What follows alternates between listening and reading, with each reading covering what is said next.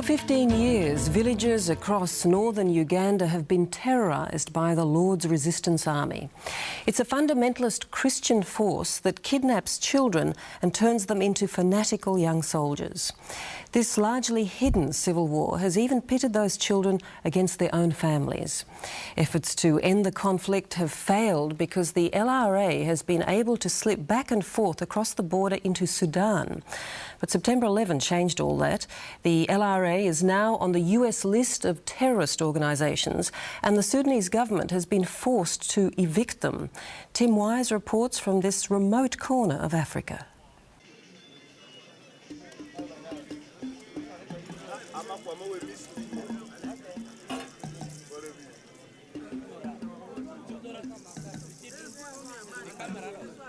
It's early morning at the heavily defended Nong Aroma camp in northern Uganda. In a few hours, these soldiers will be off to hunt and kill the religious fanatics of the LRA, the Lord's Resistance Army. They are armed and they are fighting the government.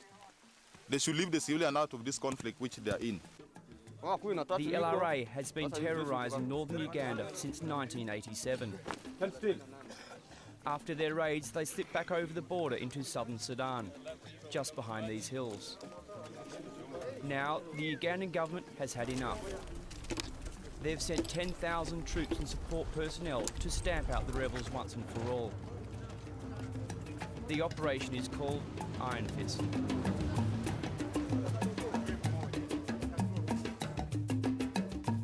The battle is taking place in the border area of Uganda and Sudan.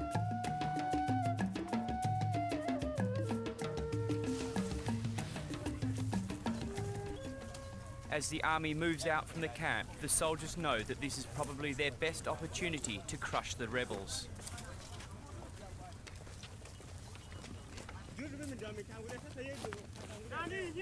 We believe there should be around 1,000 fighters in the whole total of LRA strength.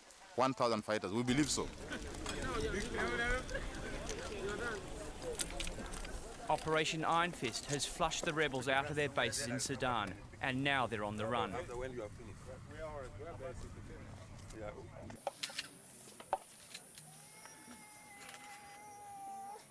Some of the children abducted by the LRA have escaped and been brought to the camp by the Ugandan army. It's this use of children in their war that has earned the LRA such a terrifying and notorious reputation. Their primary recruiting tactic is to abduct children from their villages in northern Uganda and brainwash them to become fanatical fighters. They tell horrifying stories of their life with the LRA, including cannibalism.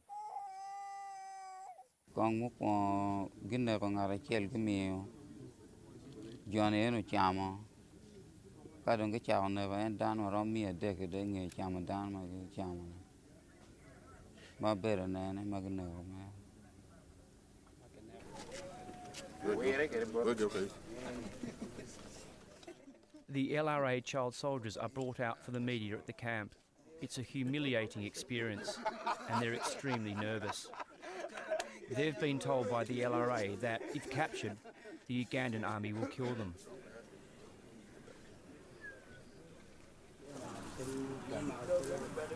Many of the children have been walking for more than a month in extremely harsh conditions with little food and water. 12-year-old Bosco Kenyera tells me with difficulty about his ordeal at the hands of the LRA.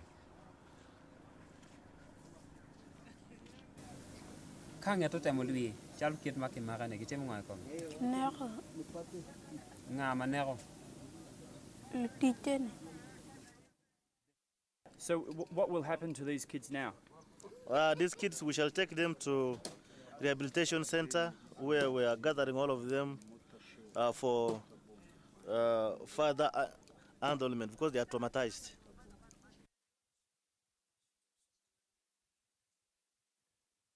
And this is a rare photo of the man who controls the LRA and has such a hold over the child soldiers. He preaches that he's on a mission from the Holy Spirit to overthrow the Ugandan government and set up a messianic Christian state with him as leader.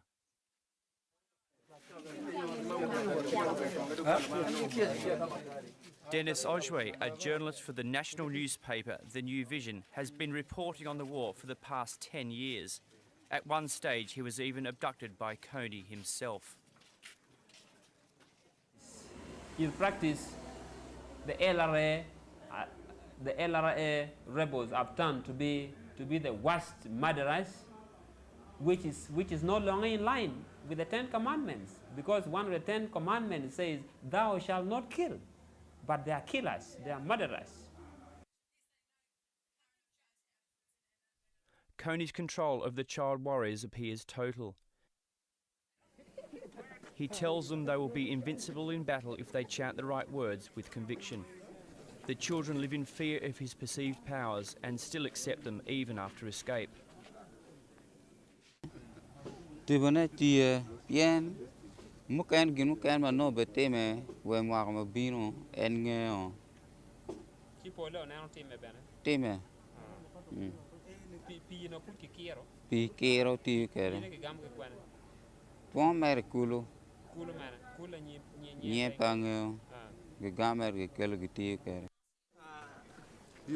Kony tells them it's God's orders to attack villages and kill people, even their own parents. And those who do not return or are wounded are not committed to God's cause. But Kony is not prepared to bet his own life on this belief.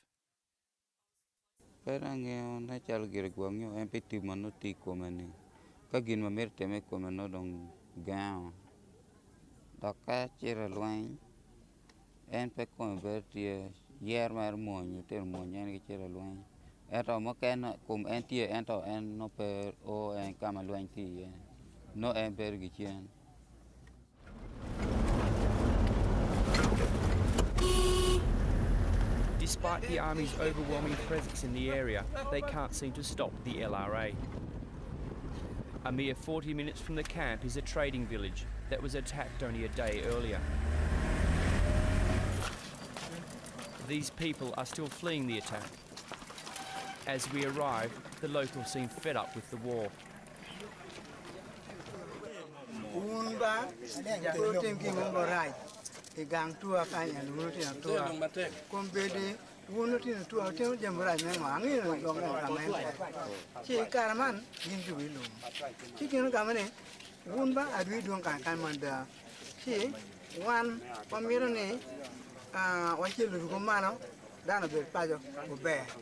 Gengo ru uniform man mana waneno jui ikum kaya makani tip len bukana ti che meno gen ma otime doi kar madara rengo gen chen gengo berga chako to dok dukan igma unu neno gen yo wen roma keni kito gin magi to ke don wan to wan neno gin magi tiyo ke yini winu gi chen mer gung magi tikati Chairman, you see there's a camp commander. After 17 years of attacks from the LRA, the Acholi community has been completely dislocated. Approximately 500,000 people have been displaced, with tens of thousands living in camps like these, with no idea when they can safely return to their homes.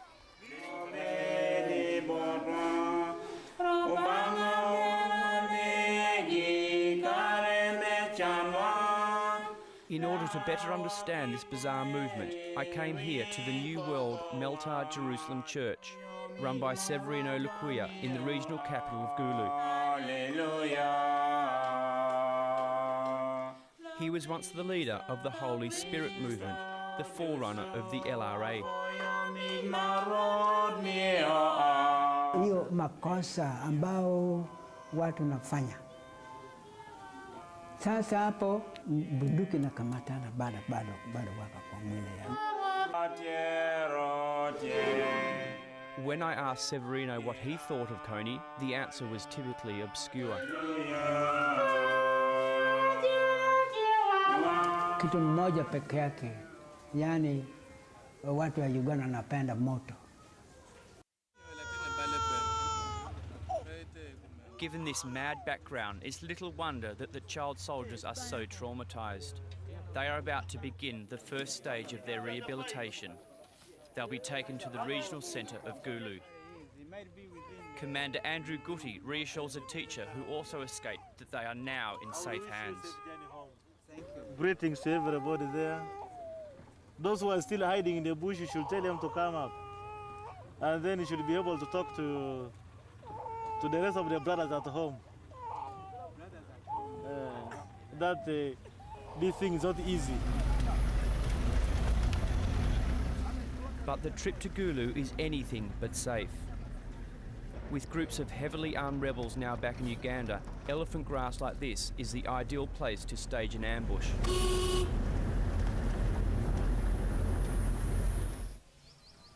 After a good night's sleep and a change of clothes, the former child soldiers can start the slow process of rehabilitation. Inside the army headquarters in Gulu, they are taken care of by the Child Protection Unit, set up by the local community. Some of the children will also be interrogated here by the army and their information used in the war against the rebels. The local press are invited to interview the kids. It's a significant occasion. Operation Iron Fist has apparently killed dozens of rebels, but relatively few children have been recovered. That worries the local community, and they're keen to have news of the children. Martin Wakarach has been a trauma counsellor for 7 years. As many as 15,000 children have been abducted in the war, and one of them was his son. He was taken 5 years ago and has not been heard of since.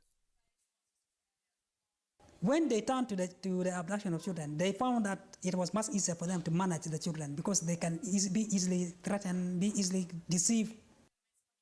This control over the child soldiers can have devastating effects on the children.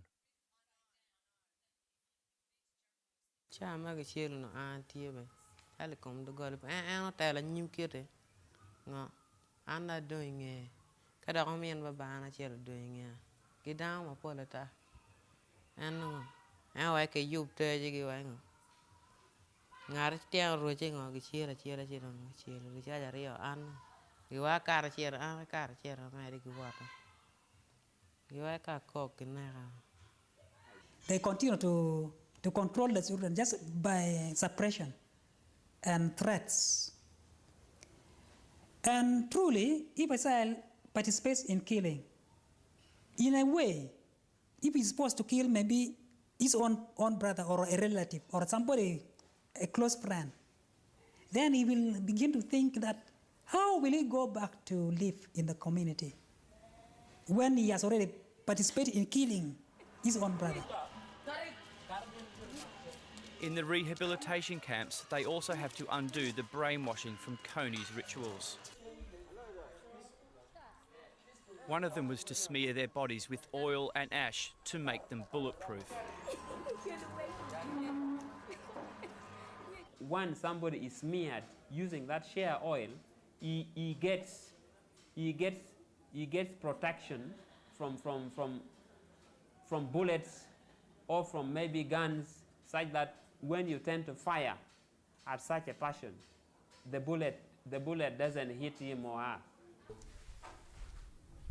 Young girls who are abducted are given as trophy brides to the LRA commanders. Sunday Echan was abducted at the age of 14 and has spent 6 years in the bush.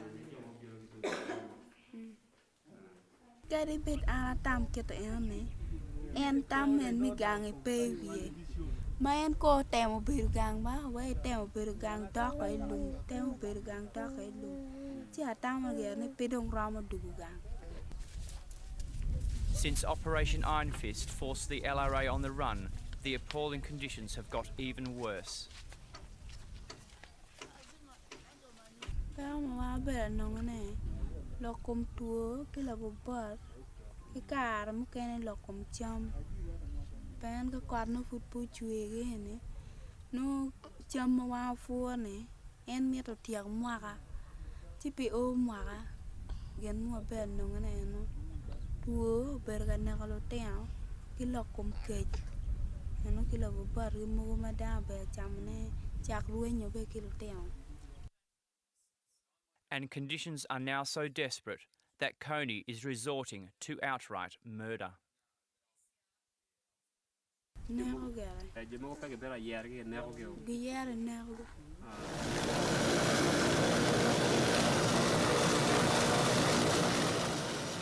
While at the rehabilitation centre, word came through that a group of 100 women and young children had been released by the LRA. An army helicopter went to rescue them from Atiak, about 70 kilometres from Gulu. And this is what we found. This is the largest group ever freed by Kony, who had told his commander to either release them or shoot them. A further sign that the loss of their bases in Sudan had turned the LRA into a desperate and ruthless guerrilla force. That guerrilla fighter is normally used. You have got to reduce the number, set free the weak ones, set free the children who normally make noise, need a lot of food for feeding, are incapable to fight, and remain possibly with the strong ones.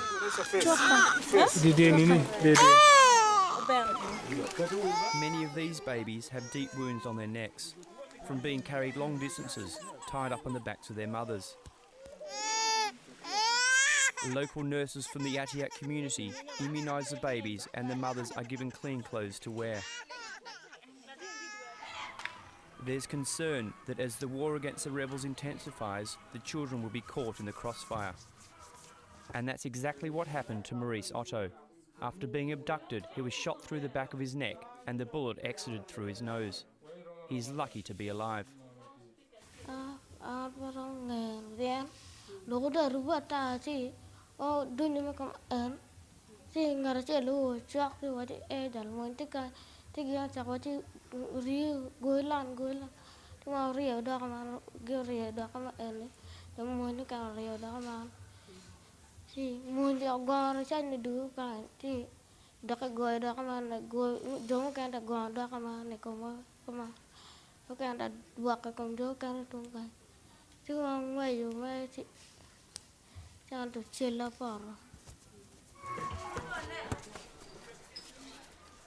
Thus far, about 15,000 children have been abducted.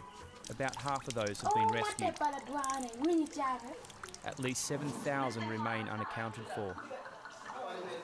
World Vision are ready to cater for more children, but no one knows why more haven't been located. So we are getting ourselves set. But however, I'm not very sure what is happening, because we had been waiting for all this time long, now coming maybe 2 weeks, 2 months. But only very few children are trickling in.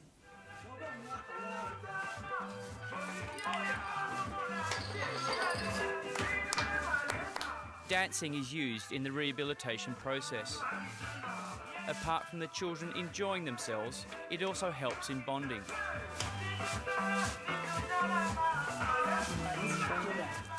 And while many children have been indoctrinated to kill for the crazed Kony, few have actually seen him. This photo seized by the Ugandan army aroused much interest.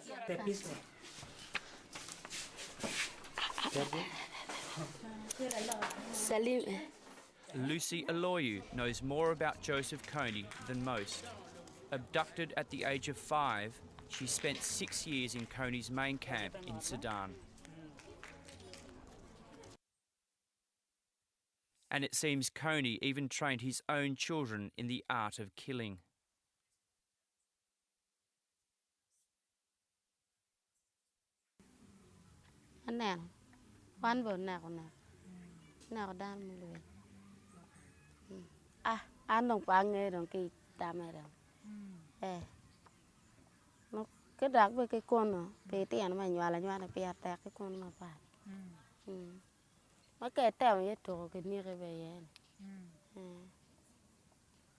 During her years of captivity at Kony's headquarters, Lucy was also made to kill. ma wa ne ne ngwen ken duong ma ke ne en mo go no wa no con boy mo ken ye do ne go no ko ke dong pa kwa na ye no duong ma piano ma wa ber ka long yo gan. There is no compassion for the man who drove her to kill. Apa tahu dah mah be piano no dia tiana dah lo. Ka tahu kita ane kita ya cuy. Miana ke cuy ya na kita yang kolor mi copotan. These boys will go through a 6-week rehabilitation program before they are allowed to go home. But many are so traumatised by what's happened, they stay much longer.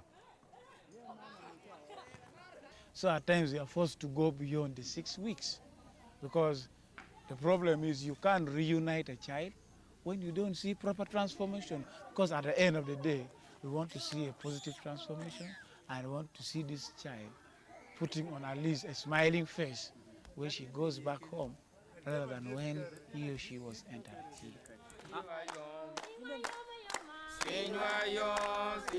Today, the program is farewelling 13-year-old James Kilama, who has completed 6 weeks of rehabilitation. He was abducted in February. His brother remains with the LRA, too injured to escape. James seems uncertain about leaving the rehab program. He's developed some strong friendships here. For James, the process of reclaiming his childhood has just begun.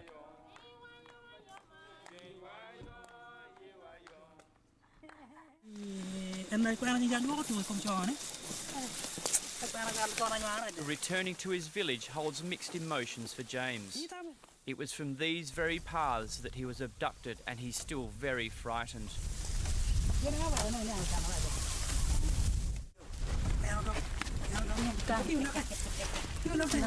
But seeing his mother again is almost too much for him to take in.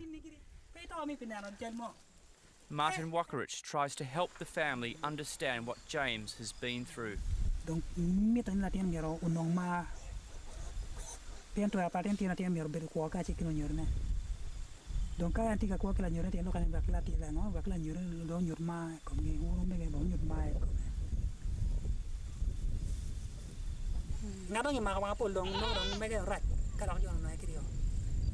This fear is very real. Just last week, the LRA abducted another 120 civilians in this area. But increasingly, it looks like this is the LRA's last desperate throw of the dice. With